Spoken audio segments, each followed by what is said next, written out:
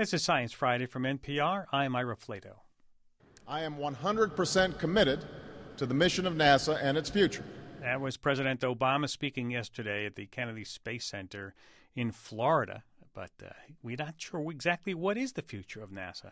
That's what we're going to be talking about today. President Obama laid out his plans for the agency yesterday, and in a nutshell, I guess you could say he's counting on private companies for short trips into low Earth orbit and is charging NASA with developing the technologies to go into deeper space, like Mars and beyond.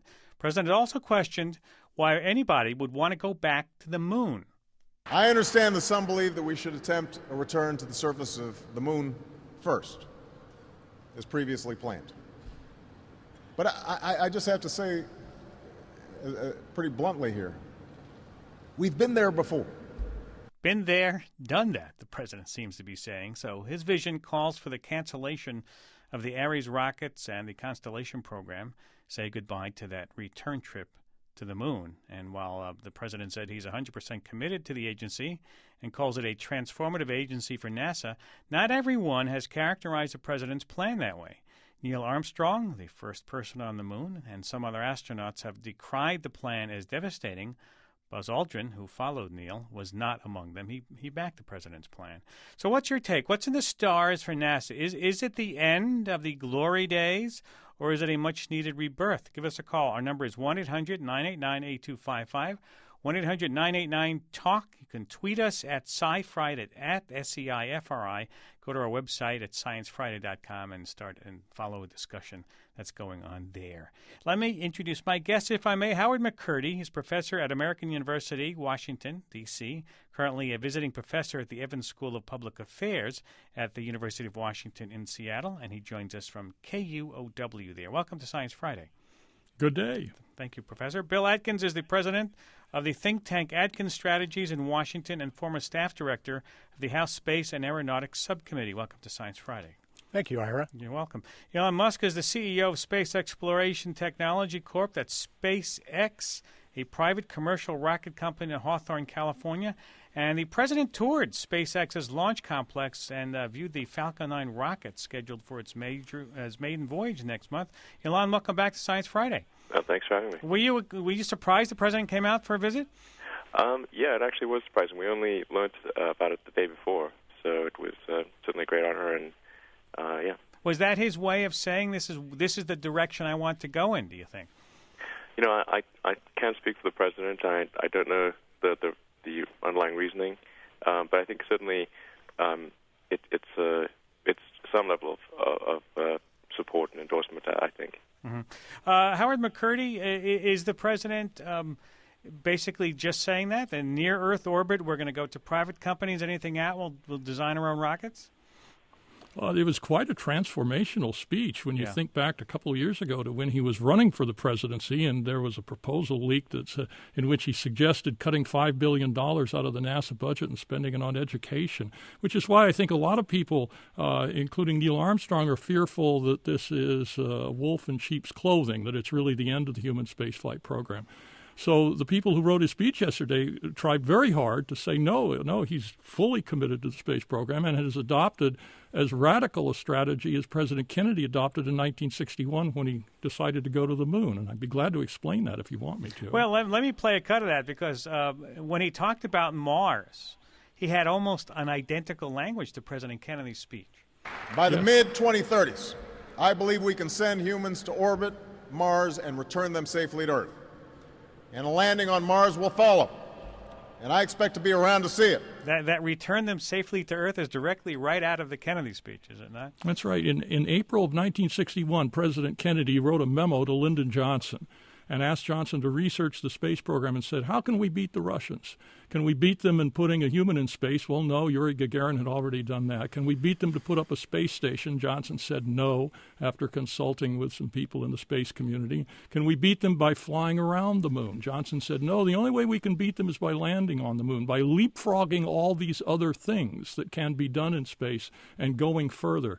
And this is like a three-point shot in a basketball game for Barack Obama. He's leapfrogging the moon and other suggestions and going deeper into space, which is what a lot of people had suggested and what constitutes the flexible path option in the Augustine report. Bill Edkins, do you agree? Well, I think the president had to address the concerns of his critics that the new direction he proposed a couple months ago lacked overarching goals and destinations and a time frame. And so I think a key point of the speech was to lay out those goals, the destinations, and the time frames. And I think he really did answer the critics well. He needs to balance the near-term goals with a vision for the long term. Mm-hmm. And I think the program that he's proposed is a balance between investment in technology for the long haul and meeting the near-term goals by engaging the commercial sector. All right, let's talk about some of those definite goals that he had made, and let's begin by talking about something that I don't think anybody had expected, and that was going to an asteroid, landing an astronaut on an asteroid. This is something that he laid out, saying that by 2025 we expect a new spacecraft designed to new journey. Let's listen to him say it himself. By 2025, we expect a new spacecraft designed for long journeys to allow us to begin the first ever crewed missions beyond the moon into deep space. So we'll start by sending astronauts to an asteroid for the first time in history. Why would he do that, Bill? Well, I think he's laying out a plan of increasingly complex goals, and landing on an asteroid is a lot easier than landing on the moon because of the deep well of the gravity of the moon. And so it's an easier goal. And asteroids themselves are interesting objects and are in fact keys to the origin of the solar system. And I think laying out achievable goals is a critical part of this plan, and not to set goals so high that they're unachievable and raise expectations too high. So I think that was an appropriate balance. Mm-hmm. Elon Musk, where do you fit in, your company and private companies like yours, where do you fit into the president's plan? Well, we're actually pretty central. When I say we, I mean private commercial space transport, not just SpaceX, are really central to the president's vision and strategy. I think what this new policy recognizes is that NASA isn't going to get some huge increase in its budget as occurred in the Apollo era. So if we're to make great progress and sort of make the next giant leaps for mankind, then it has to be done in an affordable manner. And the only way to do that is by harnessing the power of free enterprise as we use in all other modes of transport. So you're going to be like a customer then? That NASA will hire people like you to go up and do near-Earth orbital missions for them. Yeah, think of us like a space line. I guess we operate the mission as well. So I guess we're kind of like an aircraft company and an airline combined. Well, what was left unsaid in the president's speech was, what about the military, gentlemen?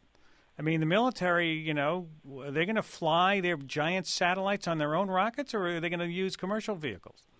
Well, the funny thing is that they already do use commercial vehicles. There's a lot of confusion out there as to what's commercial and what's not commercial. Mm-hmm. But Boeing and Lockheed have two families of rockets called the Atlas and Delta, and they merged their business. So it's one that operates as one company called United Launch Alliance, and they are the ones that launch all of the Defense Department satellites, as well as the NASA spacecraft missions, like going to the interplanetary mission, right, the space telescopes, and that kind of thing. So it's in one way, it's perhaps less radical than people think, because it's really taking the approach that NASA already uses for their satellite missions, which is to buy commercial launch services, and extending that to human spaceflight. Mm-hmm. But Howard, are they going to continue to do that model? Will the military still use these other rockets that were not mentioned? Yeah. Well, I think that the model applies equally as well to the military and civil space. What's happening here is a globalization of the launch industry. It's sufficiently mature now that at least NASA can get out of the business of running an airline in the similar way that the U.S. cavalry got out of the business of delivering the mail in 1925 and spurred the development of the aviation industry. The big risk in all of this is whether or not private industry, with the incentives that competition provides, can do for, say, $3 to $6 billion what NASA was planning on doing for about $30 to $35 billion, developing the next generation of launch vehicles to get humans to and from low Earth orbit. That's a big risk. Bill, do you agree? Yeah, well, I think there's a part of the problem in having a debate about this policy is it's a lot of it's a debate about labels, about what is commercial. And I'd like, whenever anybody asks that, to ask them, what does it mean to be government? Because I'm not sure that debate really serves a purpose. I think the real question is how will NASA implement this policy? And the devil's in the details, and there are lots of nuances. So one area of concern is if NASA, as they've proposed, is to put industry up to bid on fixed-price contracts. And this program is still at beginning stages, and no one truly understands the requirements and the technical complexity of it. And it's very difficult to put a fixed price on a complex development. And there's a long history of problems in the Defense Department with fixed-price complex contracts. And I think the debate about commercial versus government isn't really the way to look at it. And they really need to look beyond that into exactly how does NASA plan to implement that program, and does it balance the risks appropriately? So you're waiting for the details to come out. The devil's in the details. The devil's always in the details. And we don't have those details yet. When will we start to see them? Well, I think, as I said, the president did a good job of addressing the critics' concerns about the overall goals of the program. Next week, Senator Mikulski is going to have a hearing with Administrator Bolden, who I think will follow up with additional details, and it will take some time for NASA to roll out those details and for members of the Congress to become comfortable with the plan. But I think one of the problems, again, is that it's a false dichotomy between programs that are driven by the government and a government as the prime contractor role versus we're just going to outsource everything. There's a lot of ground in the middle that could work for the program. All right, we'll take a short break, come back, talk more with Howard McCurdy, Bill Atkins, Elon Musk, and your calls, 1-800-99-8255. Stay with us. We'll be right back.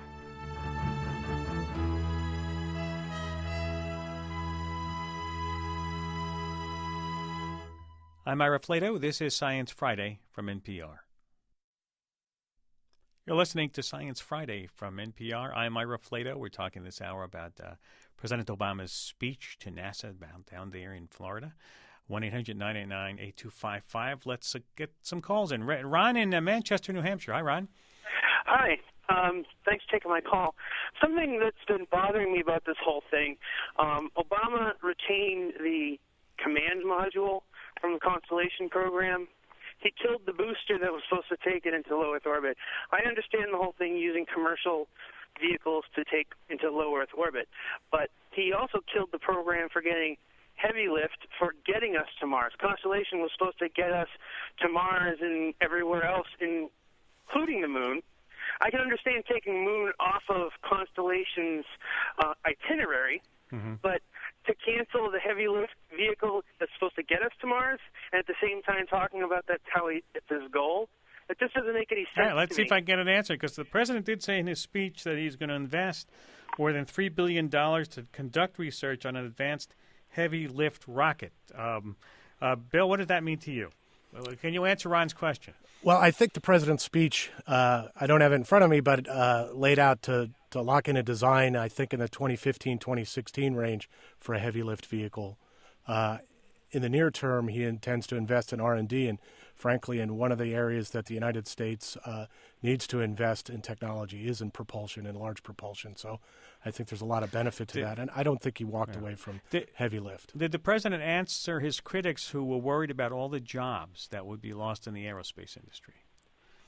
Well, he identified a program to create 10,000 jobs across the country, and I don't think the stage where the space program is today, I don't think there's a painless way out of the current dilemma. There just simply aren't enough resources. But I think having a program that is achievable and sustainable will create more jobs over the long run. In the space program, if there ever was a program that's long-term, it's human space exploration. Chuck Lauer in Lansing, Michigan. Hi, welcome to Science Friday. Yeah, hi. First of all, I'd like to point out that the commercial system, even as it was before Obama and General Bolden took over the reins, actually worked. My company, Rocket Plane Kistler, was the other COTS 1 winner, and in our case, we had some pretty heavy-duty financial milestones that we had to meet, and unfortunately, we were going out into the marketplace in the middle of 2007 to go raise $500 million, essentially when the global financial meltdown was just starting to hit Wall Street, and long before it was generally recognized how bad the firestorm of financial hemorrhaging was. So in our case, we won a contract. We got through all of our initial technical milestones and our first financial milestone, and then when we had to go show the $500 million private sector matching check, and nobody from Wall Street was willing to complete the deal. We actually had 350 of the $500 million raised, but it was an all-or-nothing proposition. Under the terms of our agreement, NASA had the right to cancel the contract, and they did. So what's your point? Well, the point is that commercial does work, and when we had a good reception to Wall Street for raising money for private sector servicing the government needs, and that was on a much thinner market than is out there now. You now have Bigelow Aerospace looking at 15 or 20 private launches per year for humans and cargo for private commercial space stations. You have crew plus cargo, and you have NASA having demonstrated that they dished out $3 billion of commercial cargo launch services to SpaceX and to Orbital Sciences. If we had had one of those contracts, we wouldn't have had any trouble raising the rest of our money. But the way the COTS program was originally structured, they were not dishing out the Phase 2 routine launch services agreements until later, and Wall Street in 2007 was conservative, and they said, well, if you had an order book, you'd be okay, but we didn't. So the system works. And let me ask Elon Musk if he agrees. Is the system working, Elon? I actually think this is a sort of an example of healthy government contracting. Or aspects of it at least, in that for the NASA COTS cargo missions, which was basically a competition to demonstrate the ability to take cargo to the space station and back. NASA put out a competition. There were two companies that won the initial bid, Rocket Plane Kistler and SpaceX, and we both worked with NASA to come up with mutually agreed upon milestones. We were able to meet those milestones. It was very difficult, but we were able to meet them. Rocket Plane Kistler was not, and NASA then said, okay, if Rocket Plane Kistler can't make the milestones, then we need to cut them from the contract, recompete the funds, and award it to a second company, which is what they did, and awarded the funds to Orbital Sciences. I do agree that there should have been a change to the way the program was structured, in that it should have been, if you succeed in completing these milestones and get to the end, there should be essentially guaranteed business from the government. So I think that is something that should be changed in the future for how these contracts are done. But overall, I think it was an example of a fairly healthy process, because usually what happens in these government procurements is that they prolong a situation where success is not one of the possible outcomes for far too long. 1-800-989-8255 is our number. We have just a few more minutes. I want to go through another few points of the president's speech. He talked about a post-Hubble telescope. Is the Webb telescope what he's talking about, or are we mentioning something else here? Anybody want to chime in on that? Sure. I think he's talking about the Webb. I think he's talking about the Webb. I was surprised he didn't name it. Yeah, I mean, I'm trying to think. Don't we have the Webb lined up? Isn't that coming, or has he got something else? Well, he could be referring to interferometry missions, which would give capability for gathering data from extrasolar planets. But I assumed he was talking about the Webb. So I mean, that'd take a few years to design from scratch if he was talking about. It's not something you can just put together overnight. Anything else surprising to you, gentlemen, that the president left out or included? Well, there was a rumor that he may try to extend the space shuttle program by a few flights, and there's been legislation introduced to try to do that, but he was noticeably silent on that issue. And how much of this do you think politically was to try to help him shore up voters in Florida, this speech? I think a lot of it is a political transformation that he's just seen the light and become interested in space exploration as part of a political process in Florida. And this went back to the primary campaigns when he was responsive, and people were finally getting to him and explaining what the issues were, people like Lori Garver, and I think he was very receptive to that. And how much will Congress try to shape this policy now? Because they control the purse strings. Are they going to go along with this, or we have a history? We have a history of Congress following the president ever since John F. Kennedy made his great pronouncement in 1961 that Congress tends to acquiesce in what the president says. And since the president's now moving in a forward direction instead of a cutting direction, they will probably shape the details but go along generally with the idea.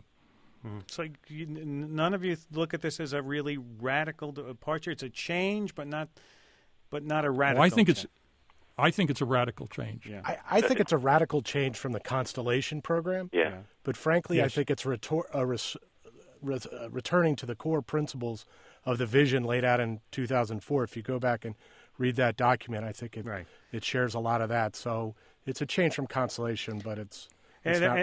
And while the president said he wanted to get to Mars orbit, I love the language. I'm parsing the little words in the speech. He wanted to get to Mars orbit in his lifetime. He didn't talk about when he wanted to land and bring people back. Landing on Mars is a very, very challenging technical problem to do a entry, descent, and landing. In fact, we've had several robotic probes that have not survived that for various reasons.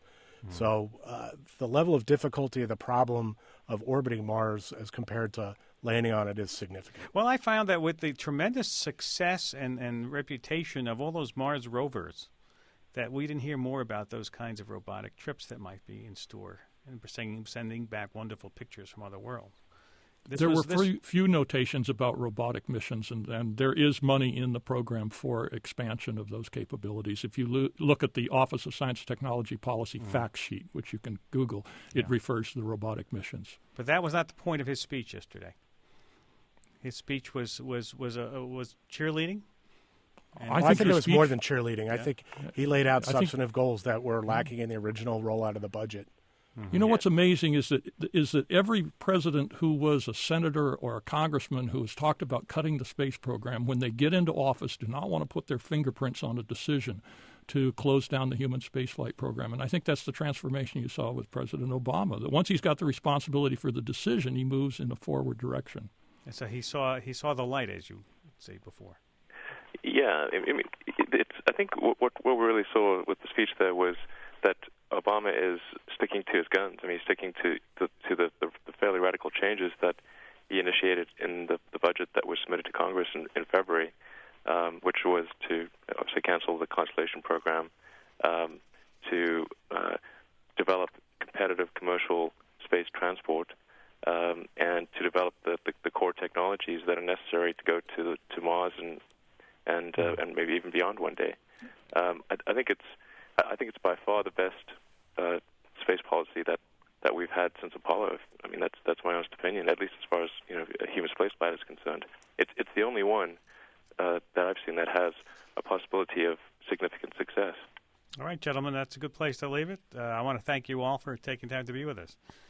Elon Musk is the CEO of Space Exploration Technologies Corporation. That's the SpaceX. Good luck on your launch next month, is it? Yep, it is. Thanks. Good luck. Bill Atkins is the president of the global think tank Atkins Strategies in Washington, former staff director of the House Space and Aeronautics Subcommittee. Thank you, Bill. Howard McCurdy, professor of American University at Washington and a visiting professor of the Evans School of Public Affairs at the University of Washington in Seattle. Thank you all for taking time to be with us. Thank you, Ira. Thank you. Thank you.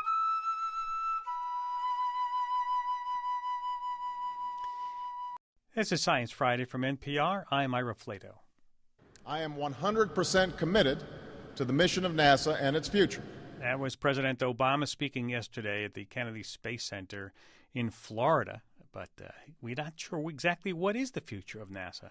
That's what we're going to be talking about today. President Obama laid out his plans for the agency yesterday, and in a nutshell, I guess you could say he's counting on private companies for short trips into low Earth orbit and is charging NASA with developing the technologies to go into deeper space, like Mars and beyond.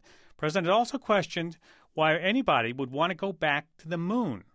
I understand that some believe that we should attempt a return to the surface of the moon first, as previously planned. But I just have to say, pretty bluntly here, we've been there before.